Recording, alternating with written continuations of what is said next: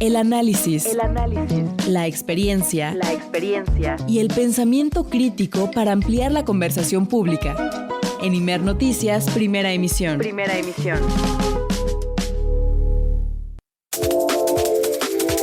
Nos da mucho gusto recibir a nuestras queridas colegas Azul Alzaga y Ana Lilia Pérez. ¿Cómo están? Muy buenos días.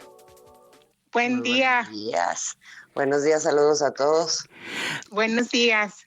¿Cómo vieron esto del TEMEC ayer? No fue sorpresa, dicen muchos, porque ya se había anticipado, pero pues no deja de sentirse una sensación medio agridulce. No sé cómo la vieron, Ana Lilia.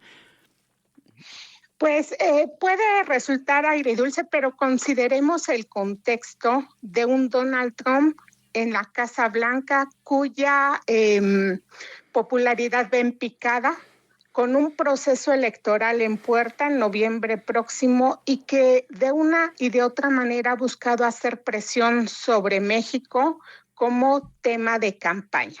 Y explico un poquito por qué no debería generar tanta incertidumbre esto que se plantea desde Estados Unidos. Primero, el TEMEC, que es este acuerdo que sustituyó en el año 2020 al TLCAN de 1994, ya desde que se hizo esa sustitución de ese acuerdo original, se metió una cláusula que en su momento generó polémica, que fue una primer revisión 6 años después de la entrada en vigor de ese acuerdo. Esos 6 años después son los que se están cumpliendo ahora. Por eso es que el acuerdo entró a revisión desde hace unos meses. Prácticamente lleva todo el año bajo revisión en un estira y afloja, pues una manera de hacer presión desde Estados Unidos. En esa cláusula se plantea que independientemente de la vigencia que tiene este TEMEC, que es hasta el 2036, se haría una primer revisión que antes no se hacía. En el TLCAN no se hacían este tipo de revisiones. Y esa revisión es la que tiene como resultado esto que está planteando el secretario Marcelo Ebrard, de que Estados Unidos señala algo así como que la prórroga no viene como digamos de facto, no por otros 16 años, que es como se plantea en el acuerdo, sino que vamos a sujetarlo de alguna manera a revisiones anuales. Esto ya más o menos se delineaba en esas cláusulas que metieron al TEMEC. Entonces, primero, hay un acuerdo que está vigente hasta el año 2036. Lo que está en un veremos todavía si se concretan o no que esas revisiones se hagan de manera anual. Hay un elemento que también debemos considerar. El tema precisamente del proceso electoral que viene en Estados Unidos en noviembre, porque en estas mismas cláusulas del acuerdo se plantea que las medidas que se tomen también estarán hasta revisión del propio Congreso. Se plantean requisitos de consulta del Congreso de Estados Unidos en parte de esta revisión. Y ahí es donde yo plantearía que no todo está dicho. Dependiendo, el proceso electoral de noviembre en Estados Unidos plantea que los republicanos van en picada. Y recordemos que ya hubo un antecedente de legisladores de Estados Unidos que han planteado incluso cartas donde señalan la importancia de México como el primer socio comercial de Estados Unidos. Recordemos que México en el año 2023 se convirtió en el primer socio comercial de Estados Unidos. Hay una reciprocidad en la importancia en el intercambio comercial. Entonces, a los estadounidenses tampoco les conviene esa incertidumbre que se trata de meter en estas negociaciones por parte del gobierno de Donald Trump. Solo para tener algunas cifras, bueno, el flujo de este acuerdo comercial es de muy alta relevancia para los dos países. El flujo entre la frontera es algo que ya hay una economía que está imbricada tanto de lo que viene de Estados Unidos como de lo que México manda hacia Estados Unidos. Son economías que ya hay una dependencia una de otra. Entonces no es tan sencillo que de pronto se tomen decisiones como de generar más incertidumbre, porque no le conviene a ninguna de las partes, Alberto Azul. Sí, efectivamente no le conviene a ninguna de las partes y ha quedado cada vez más claro, Azul Alzaga, que los estadounidenses tienen más que perder, bueno, los mexicanos también, por supuesto, pero también allá les puede ir muy mal en caso de que se hubiera una modificación radical en este intercambio comercial, Azul.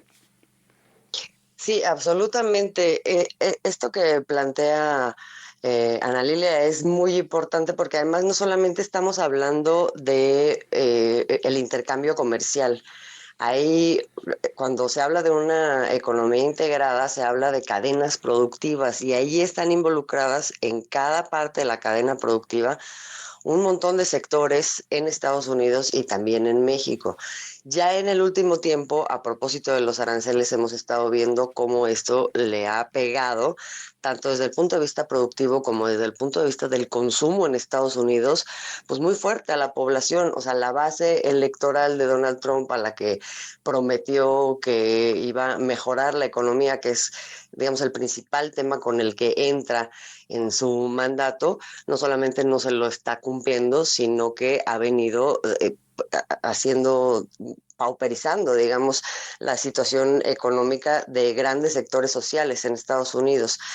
Y, digamos, el tema de los precios es una cosa, el tema también, pues, de la propia posibilidad de sustentabilidad, digamos, de esa economía, de la economía real, más allá de la financiera y de pequeños sectores privilegiados en Estados Unidos, que son los que ahorita están ganando con todo este escenario de especulación.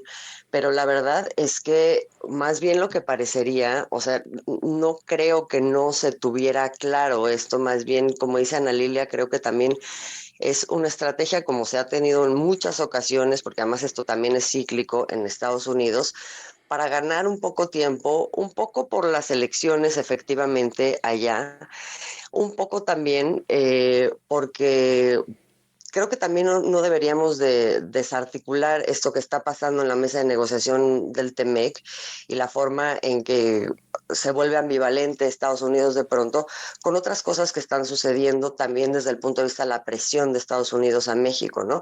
O sea, se trata de ganar mejores condiciones de negociación a través de la presión y de presiones que son muy agresivas y que ahorita también estamos viendo a través del tema de seguridad, ¿no? O sea, filtraciones, o sea, presiones efectivas que intentan que México ceda en cosas también en la mesa de negociación del TEMEC, porque recordemos que también se están negociando lo que tiene que ver con el tema de los autos y con las reglas de origen, que son las cosas particulares que se van a estar discutiendo también la próxima semana, que es cuando se cierran estas negociaciones.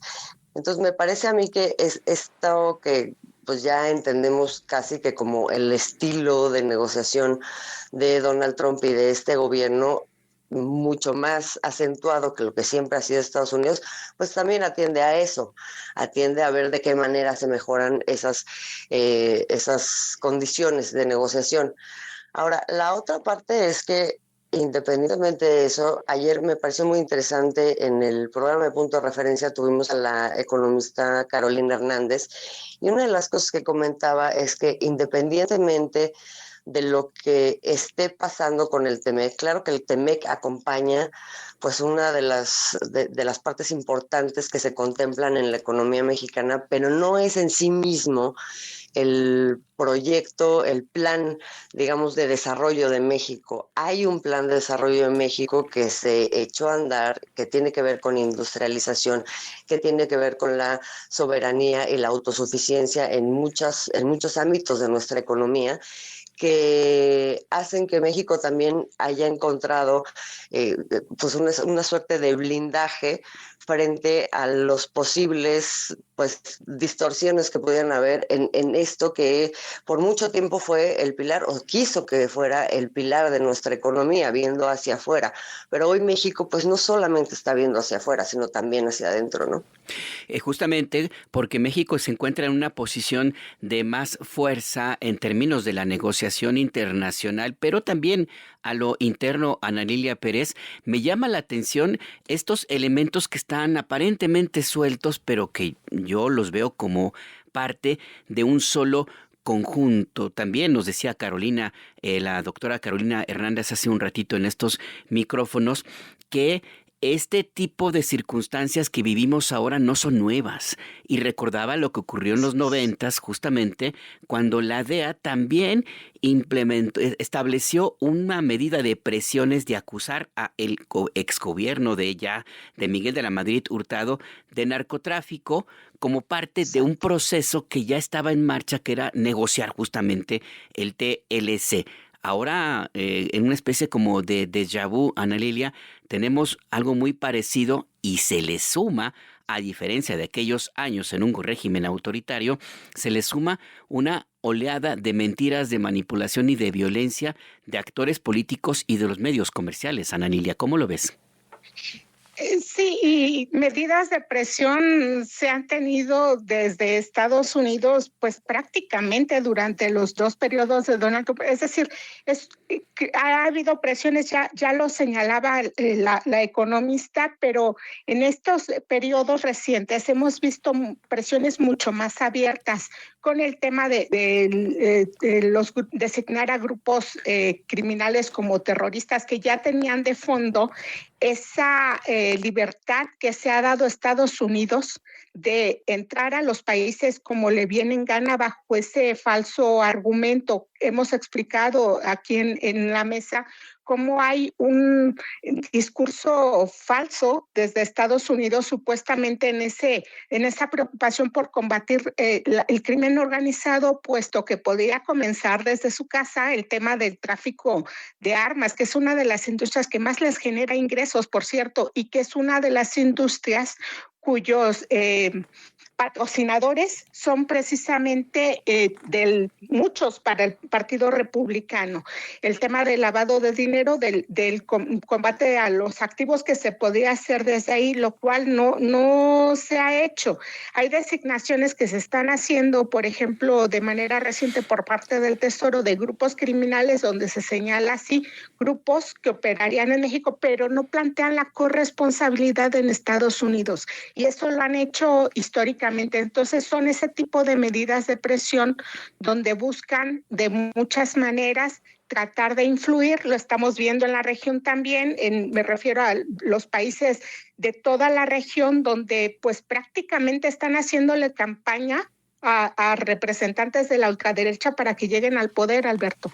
Exactamente. Y en esta tesis, que no la podemos ver por separado, Azul, híjole, surgen personajes que no le quiero poner adjetivos, que la audiencia se los ponga, pero del tamaño de Ricardo Anaya, de Alejandro Moreno Alito, que están ahí en la idea de defender a la patria, casi de envolverse la bandera y arrojarse, pues digamos, de la mitad del ángel de la independencia, para ponerlo más ad hoc a lo que sucede ahora. Azul, ¿cómo lo ves?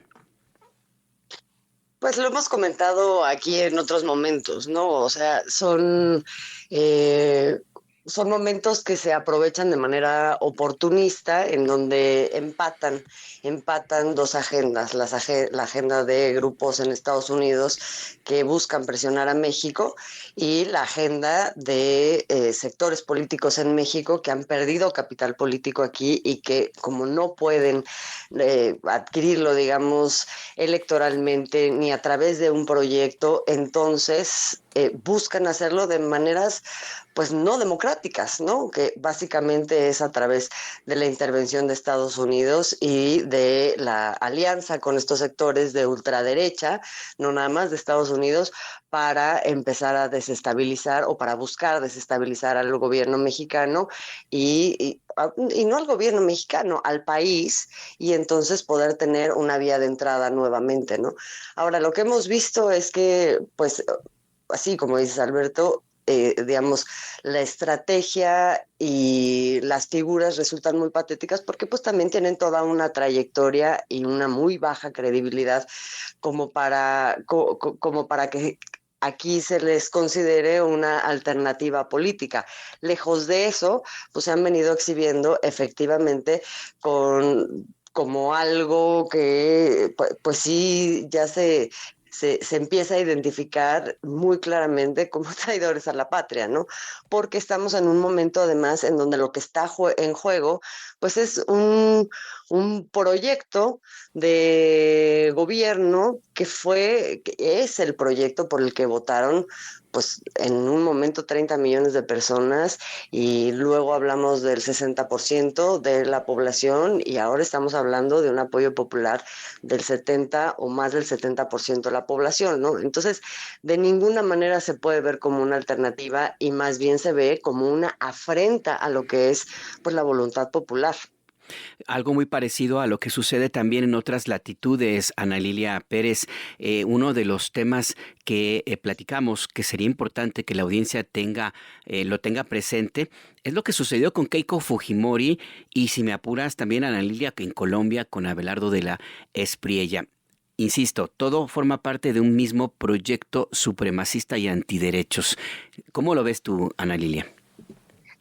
Precisamente en la campaña de Keiko Fujimori, hija de Alberto Fujimori, un presidente de Perú, Alberto Fujimori, que estuvo del año 90 al año 2000, 10 años en el cargo, que se caracterizaron por los crímenes de lesa humanidad que se realizaron desde el gobierno, por un fomento intenso al paramilitarismo, masacres, esterilizaciones forzadas de mujeres, un legado tenebroso el de Alberto Fujimori, donde en una parte de ese gobierno su hija Keiko Fujimori fungió como primera dama de ese país, y que Keiko Fujimori tiene su propia historia de pues se le acusó en un momento de esos 4 intentos a la presidencia de haber recibido sobornos para su campaña, ni más ni menos que de Odebrecht, la empresa que se la pasaba sobornando a todo mundo. Recordemos que acá en México, Emilio Lozoya aceptó haber recibido sobornos cuando era gestor de campaña de Enrique Peña Nieto. Ese caso, que todavía está en curso, en proceso en nuestro país, pues en Perú llevó a expresidentes a prisión, y en el caso de Keiko Fujimori, ella también estuvo un tiempo en prisión por esos sobornos que fueron a parar a una de sus campañas. Ahora, en su 4º intento, Keiko Fujimori fue electa presidenta por el voto del extranjero. Ese fue el voto decisivo, y que es algo similar a lo que ocurrió precisamente en Colombia con el Abelardo de la Espriella, y que no podemos desvincular uno y otro proceso de toda esta injerencia operada desde la Casa Blanca para influir en procesos electorales de la región. Con Keiko en la presidencia de Perú, pues se suma otro país a ese proyecto de Donald Trump del llamado escudo de las Américas, con el tipo de políticas que ya hemos explicado acá: la securitización, la ganancia solo para Estados Unidos, la intromisión desde Estados Unidos, y tristemente en Perú, que había tenido ya varios gobiernos de izquierda y que fue un proceso también muy cerrado, pero que desafortunadamente pues en ese proceso del voto extranjero, que duró tiempo en definirse el resultado, pero llega a Keiko Fujimori, a pesar de esa historia tan terrible que la acompaña, al gobierno de su país, Alberto Azul. Sí, Azul, ¿tú cómo lo ves? Porque esto no lo podemos desligar de la manota, le quiero poner este adjetivo, la manota de los supremacistas que acompañan a Donald Trump como la cabeza visible de un proyecto del restablecimiento del siglo XIX. ¿Tú qué piensas, Azul? Sí, absolutamente. O sea, creo que eso es parte de un proceso que se está viviendo pues de manera transversal en América Latina con el apoyo de Estados Unidos en aquellos sectores que considera que son los que más van a favorecer esta agenda que plantea para el continente, y desde luego ahí el fujimorismo pues tiene mucho que aportar, ¿no?, a esa agenda. Ahora, creo que también el caso de Perú es diferente del que hemos visto en otros lugares, en donde aparecen de pronto personajes como antisistema, como sucedió con De la Espriella o sucedió con Javier Milei en Argentina, y más bien, incluso con Noboa, ¿no? Más bien creo que aquí lo que hay es una marcha atrás en una circunstancia pues muy definida en el Perú por un Congreso que la verdad siguió manteniendo la herencia del fujimorismo, ¿no? El control y la herencia, porque recordemos que en los últimos años no sé cuántos presidentes han pasado por Perú que tienen que ver con la capacidad que ha tenido el Congreso de pues directamente tirar los gobiernos, ¿no? Y ahí lo vimos en primer lugar con este golpe a Pedro Castillo, y después pues todo lo que ha venido pasando.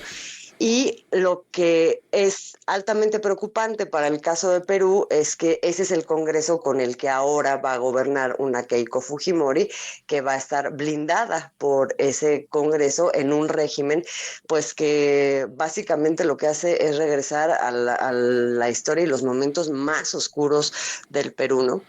Exactamente, exactamente. Ese Congreso que es el poder real en Perú. Ya para cerrar Así esta, es. sí, exacto, no lo podemos tampoco dejar Ujú, pasar. ujú. Ya para cerrar esta conversación que les agradezco a Azul Alzaga y Ana Lilia Pérez, en México, sobre todo en México, porque yo no estoy seguro que en Canadá se estén como que entiendan muy bien lo que significa un encuentro deportivo como el que vivimos en estos tres países, Canadá, México, Estados Unidos, pues la selección mexicana pues ya consiguió eso que era como el sueño dorado, el quinto partido. Estamos en este encuentro y va a jugar contra Inglaterra. La verdad es que esto también forma parte de la vida cotidiana de las y los les mexicanos.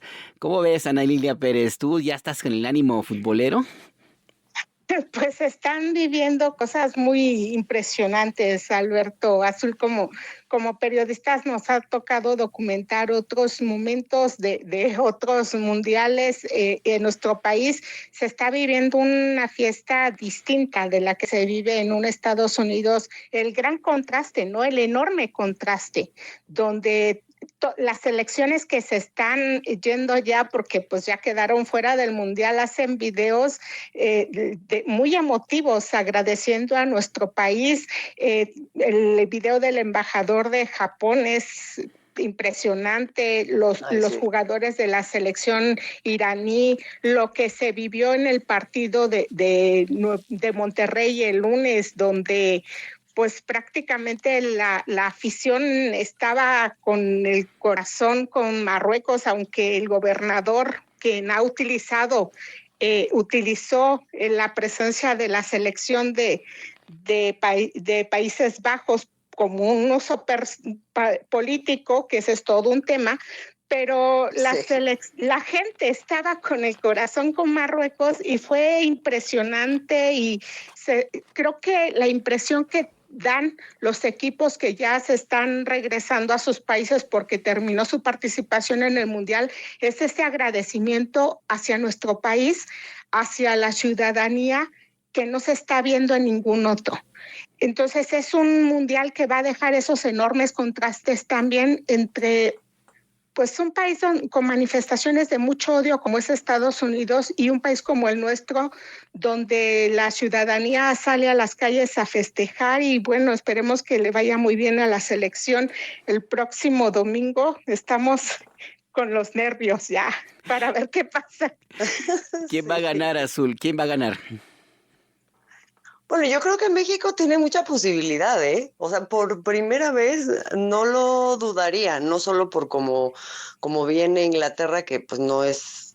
Digo, yo tampoco soy una experta en fútbol, ¿eh? No te voy a estar diciendo mentiras ni a la audiencia de Chiver, pero, o sea, sí he estado viendo que Inglaterra no viene tan fuerte como ha venido en otros, o como ha estado en otros mundiales, y en el caso de México, sí estamos viendo una selección, la verdad, pues que se ha pulido, que se ha lucido, y que en este último partido dio un partidazo contra Ecuador, ¿no? Entonces, bueno, sobre la base de eso, creo que nada está dicho, todo podría pasar.